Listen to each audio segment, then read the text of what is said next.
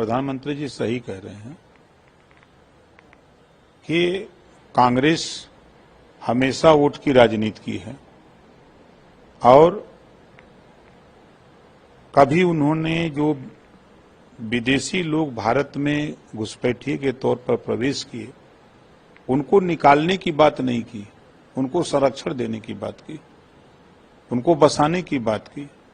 लेकिन आज एनडीए की सरकार जो भारत के लोग हैं, जो देश में 140 करोड़ आबादी है, उन्हीं की व्यवस्था हम समुचित करने में लगे हुए हैं। तो विदेशी लोगों के जो यहाँ रह रहे हैं तो उनकी व्यवस्था विदेश के लोग करें, तो यहाँ से छोड़ करके वो चले जाएं। उनको बसाने का काम, उनको यहाँ रखने का काम निश्चित है कि वो कांग्रेस के जमाने से हुआ। आज समाजवादी पार्टी, ये अगर हम छांगुर बाबा बलरामपुर से ही शुरू करें, बसाया किसने? समाजवादी पार्टी के शासन में बसाया गया।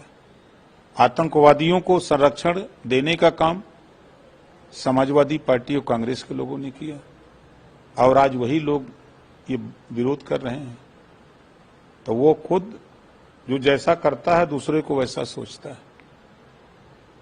सर, आचार्य रामभद्राचार्य हैं, वो कह रहे हैं कि जो उत्तर प्रदेश का जो पश्चिमी हिस्सा है वो मिनी पाकिस्तान है, मिनी पाकिस्तान बन गया है क्योंकि संभल सहित मेरठ मुजफ्फरनगर में हिंदू पलायन कर रहे हैं बड़ी संख्या में। देखिए, उसके जिम्मेदार समाजवादी पार्टी और कांग्रेस के लोग हैं। इस नाते हैं कि जब जब इनकी सरकारें रही, दंगे हुए, कर्फ्यू लगे, जो आजादी के बाद अमन चैन भाईचारा होना चाहिए, जो आपस में सौहार्द कायम होना चाहिए, उसको बिगाड़ने का काम हमेशा दंगे के आड़ में कर्फ्यू लगा करके, दंगे होते थे तो कर्फ्यू लगते थे, तो लोगों के मन में भय व्याप्त किया गया, लोगों में जो सौहार्द था उसको बिगाड़ा गया। अगर हम ज्वलंत बात करें, सहारनपुर में कत्लेआम हो रहा था, आपस में लोग कट मर रहे थे और समाजवादी पार्टी सैफई महोत्सव करके वहां बैठ करके मुख्यमंत्री सूबे के नाच देख रहे थे। सहारनपुर में कत्लेआम हो रहा है, लोगों में सौहार्द बिगड़ रहा है, लोगों का भाईचारा जो था वो खत्म हो रहा है और ये बैठ करके नाच देख रहे हैं और आज आरोप लगा रहे हैं। इनको सोचना चाहिए कि उनकी सरकार में 200 से ज्यादा दंगे हुए, कर्फ्यू लगे, 1200 से ज्यादा जन की हानि हुई। अगर हम यूपी की बात करें तो 8.5 साल के ऊपर हो गया, एक भी दंगा नहीं, कहीं कर्फ्यू नहीं। उनको सीखना चाहिए ऐसा क्यों हो रहा है, क्योंकि आज कानून का राज है और कानून के साथ कोई भी खिलवाड़ करेगा तो कानून के साथ काम करेगा। तो क्या लगता है पलायन का आखिर कारण क्या है? संभल में भी अभी जो रिपोर्ट दी गई मुख्यमंत्री की, उसमें भी बताया गया था कि संभल में या जो है हिंदू इतने % थे, लेकिन आज जो है कम बचे। देखिए, अब जैसे हम लोग लखनऊ हैं, लखनऊ में बार बार दंगा हो, कर्फ्यू लगे, तो यहां से पलायन नहीं लोग कर जाएंगे।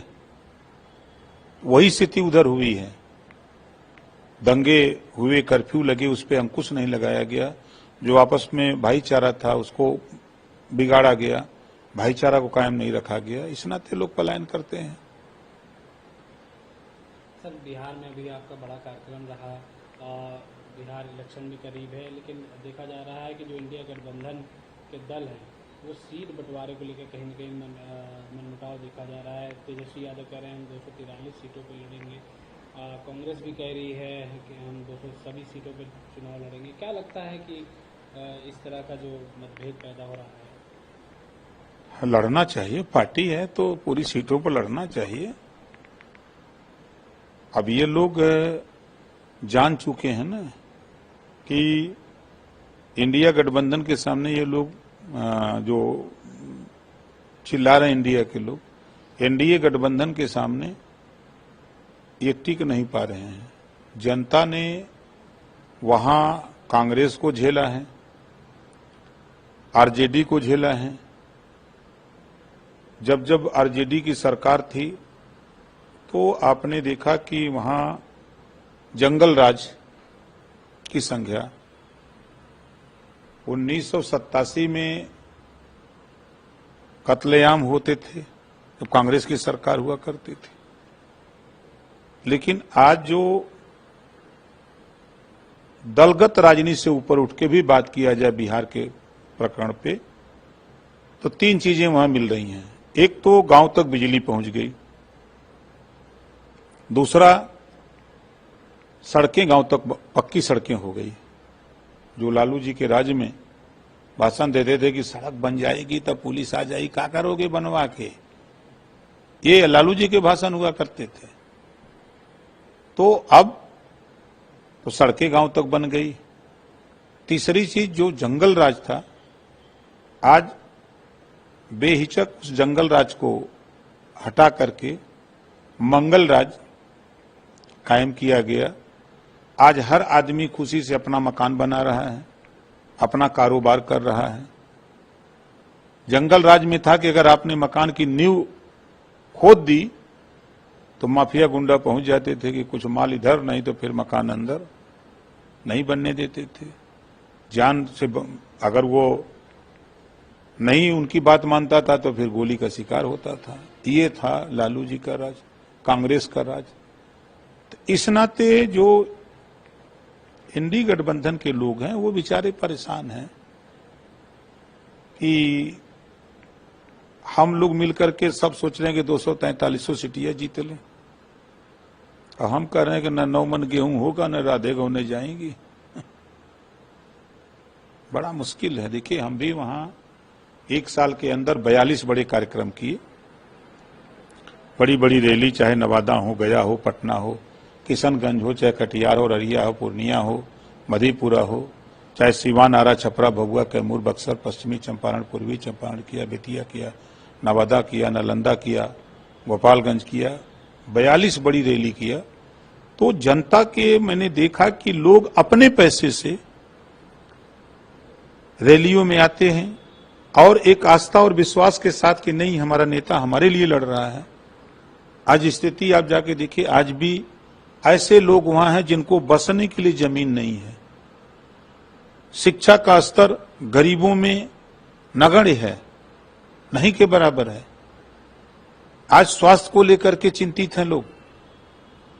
आज जिस तरह का विकास यूपी में हम देख रहे हैं, उस तरह का काम अगर वहां हुआ होता, अगर कांग्रेस और आरजेडी के लोग किए होते, तो यूपी के लोग वहां जाकर के नौकरी नहीं पाते, वहां के लोग नौकरी लेते।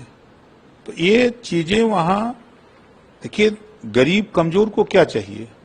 रोटी, कपड़ा, मकान, शिक्षा और दवाई। गरीब को यही चाहिए। लेकिन गरीबों को हमेशा धोखा देने का काम लोगों ने किया है, जिसका फायदा मैं खुद जा रहा हूं तो भारतीय समाज पार्टी की सभाओं में जो भीड़ मिल रही है, जो लोग अपने पैसे से आ रहे हैं। अभी परसों में था पटना, जिस तरह का कार्यक्रम मैंने देखा और रुझान देखा, पूरे पटना शहर में हड़कंप, आज भी हड़कंप है कि भाई वो कौन नेता आया, इतनी संख्या में लोग आए और लोग अपना पैसा लगा करके आए। जैसे जो पत्रकार वहां के थे, लोगों से पूछे कि भाई आप कितना पैसा लिए हो, यहां आए हो? लोग डांट करके कहते थे कि हम लोग पैसा लगा के आए हैं, तुम लेने की बात करते हो। हम लोग अपने बच्चे को, हम माली हालत में जी लिए, हम छत नहीं मिला तो हम इस नाते नेता के साथ आए हैं कि हमको कल छत नेता दिलाने के लिए लड़ रहा है, हमारे बच्चे को शिक्षा दिलाने का लिए लड़ रहा है, बच्चे को बेहतर स्वास्थ्य के लिए, अमन चैन के लिए, भाईचारे के लिए, नौकरी के लिए हमारा नेता हमारे लिए लड़ रहा है। उस नेता को यूपी से यहाँ चुनाव नहीं लड़ना है, वो नेता तो यूपी का है, लेकिन हमारे विषय में सोच रहा है, तो हम उस नेता के साथ खड़े हैं जो हमारे हक की लड़ाई लड़ रहा है।